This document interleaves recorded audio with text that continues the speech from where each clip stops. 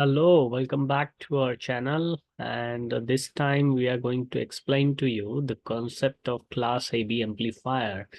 And we will talk about this circuit, which is basically a Class B amplifier used in audio power amplification purposes. And there is slight modification to this circuit that makes it Class AB amplifier.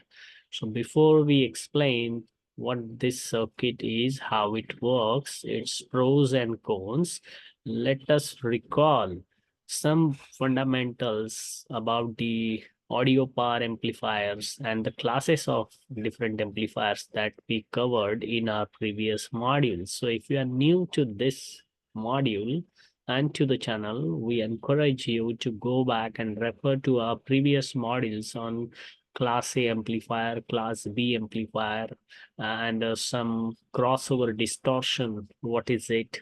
How it is addressed, etc. So we have range of modules. So let me take you back to some of the previous concepts before I continue explaining you about Class AB amplifier. So we started our discussion from the Class A amplifier. So we said that okay, uh, let me take you to one more slide before. So right here, so we started our discussion by explaining what is a Class A amplifier. So with a simple common emitter circuit where you use the BJT and you use the R1 and R2 for the for setting the operating point of the transistors.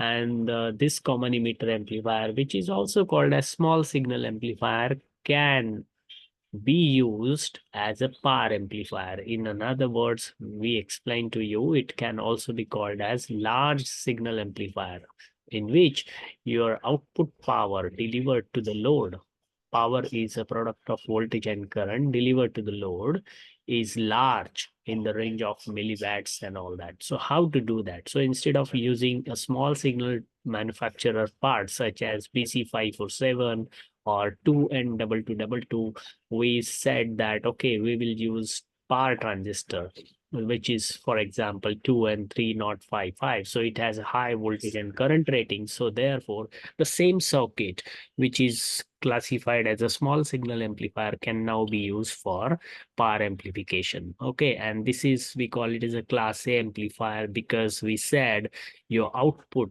conducts the current, or the transistor conducts the current for full 360 degree of the waveform for the entire sinusoidal signal of the input your transistor is on.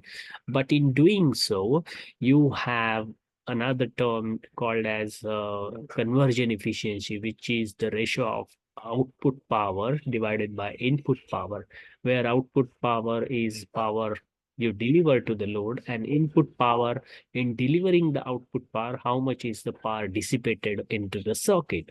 So since the transistor is on, you have a lot of DC power gets dissipated during the entire 360 degree of this full operation. And therefore, the conversion efficiency of this amplifier was said to be limited to about 30%. Another problem is that since the transistor is on all the time, it has to handle a large amount of current. Therefore, it generates a lot of heat. To circumvent that issue, we said, okay, we will use the heat sink. So there's where, like, but the advantages was using a simple transistor circuit, very simple approach, and you have a Class A amplifier, right?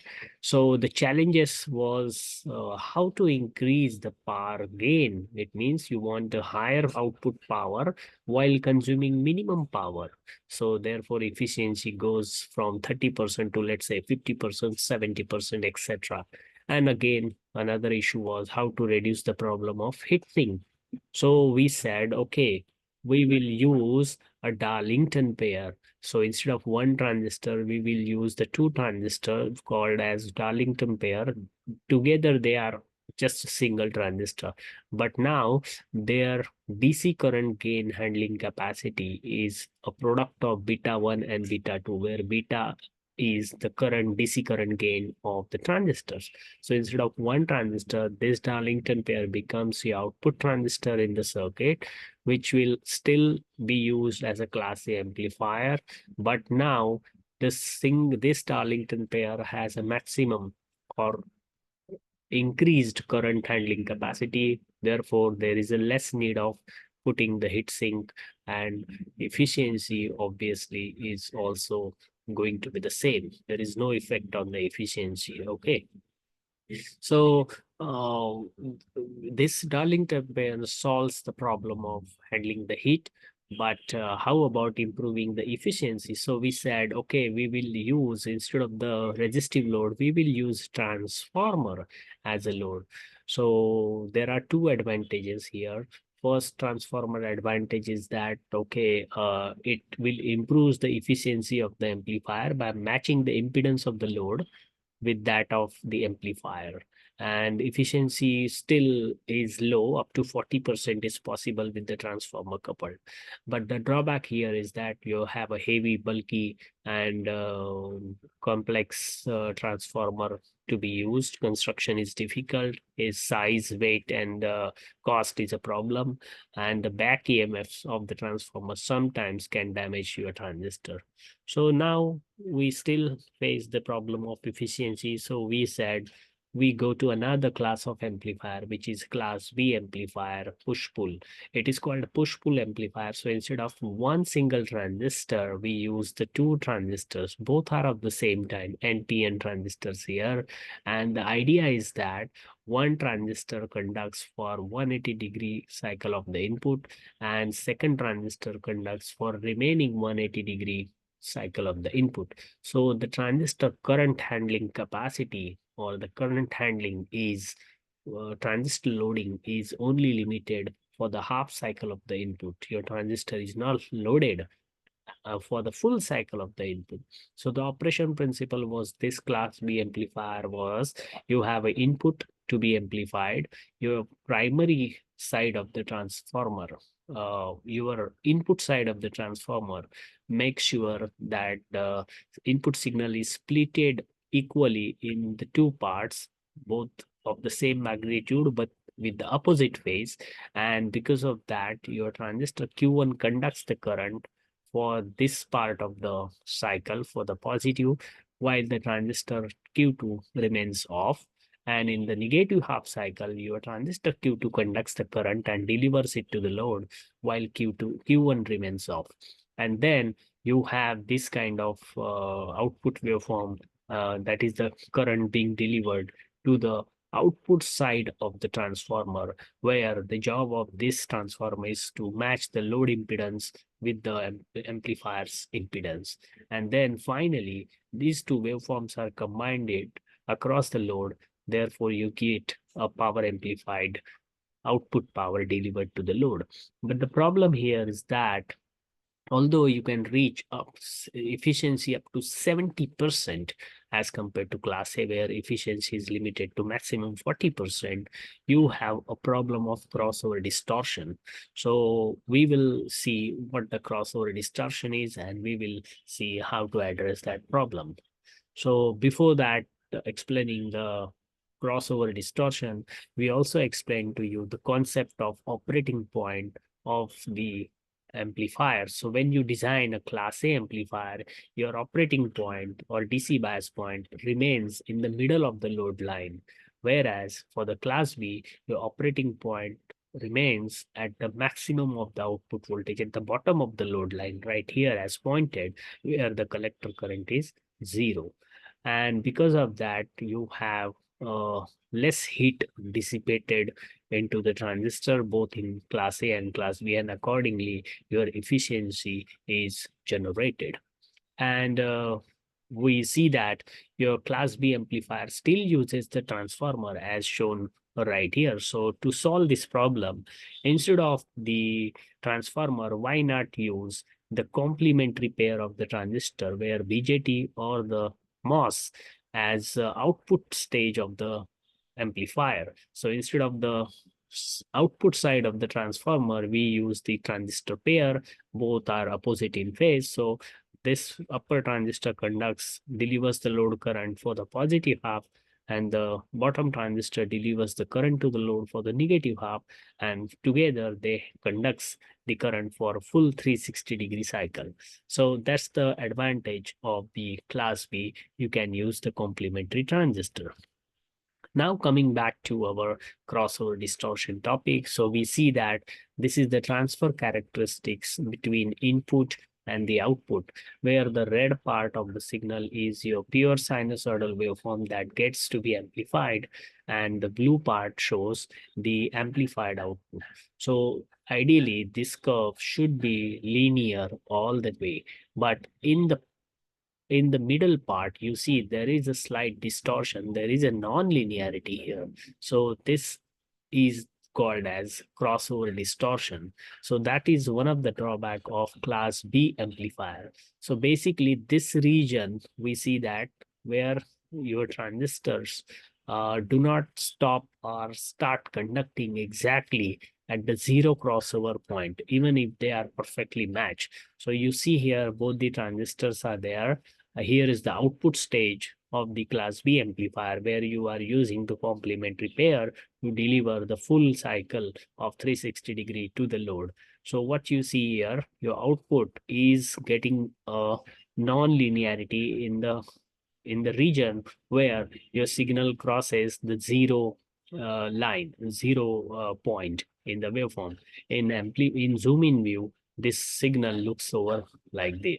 So this is the reason behind is that when you have a signal starts from zero, your transistors is not turned on. You need at least one forward voltage drop of 0.7, assuming the transistors are silicon type. You need 0.7 volt to turn the transistors on. And therefore, unless your voltage crosses the 0.7 or minus 0.7, your signal is not getting produced. So your signal is clipped in that portion. And that's why you have this problem. So the solution was proposed to use operational amplifier with a very high open loop gain and feed the output of your amplifier back to the one of the input, which is the negative input of the amplifier. So assuming the amplifier has an extremely high gain, it forces both the inputs of the op-amp to be at the equal voltages. That brings the input at the positive pin of the op-amp same as the input at the negative pin of the op-amp, which is the output. So therefore, you see that accordingly, the output of the amplifier produces an error if there is any difference between the two inputs, and accordingly it modulates the current and voltages through the transistors, and the crossover distortion can be limited by a factor uh, of the closed loop gain of the operational amplifier. Now, there is another way to reduce the class crossover distortion. So now we are coming back to our topic of class AB amplifier. So class AB amplifier is a compromise between class A amplifier and class B amplifier, in the sense that obviously the efficiency would be as close to class B amplifier, and we will see how the crossover distortion right here can be reduced. So instead of using operational amplifier, this is the class B amplifier output stage, we have same stage right here. But there is a little modification. So instead of uh, applying input directly to the base pins of the transistor, we are using two PN junction diodes to set the DC bias, or this is also called as pre-bias diodes. So they will set the pre-biasing of both the transistor of 0.7 volts, so that when your input signal comes here, your upper transistor conducts the current for the positive half cycle, bottom transistor conducts the current for the negative half cycle, and they will conduct the current as same as in class B amplifier. But in class AB, they are going to conduct the current little more than 180 degree of the conduction period. So this transistor will conduct the current, let's say 190 degree or 200 degree, and this transistor will conduct the current again for more than 180 degree, for example. So with this, when your signal crosses the zero, since both the transistors are conducting the part of the current for more than 180 degree of cycle of the input waveform, you have this area which is depleted of the dead zone or the non-linearity. So accordingly, the non-linearity will be reduced. So this is how you use the diodes to set the 0.7 volts of pre-biasing for both day. Now, in doing so, the maximum efficiency, which is about 70.85% in classic class B amplifier, will be a little bit sacrificed. So in class AB, you have little lower efficiency, but you have a linearity. As you see that the non-linearity which is present in the class B has been removed completely. It's removed completely. It's possible to completely remove it or eliminate it. For the sake of linearity, you have little bit trade-off between linearity and the efficiency. So that's how we got the explanation of class AB amplifier. So if you like this video, hit the like button, click to comment, and subscribe to our channel, share it with the other users and the other watchers on the YouTube and some other platforms. Stay tuned for more engaging contents like this. Till then, wish you happy learning.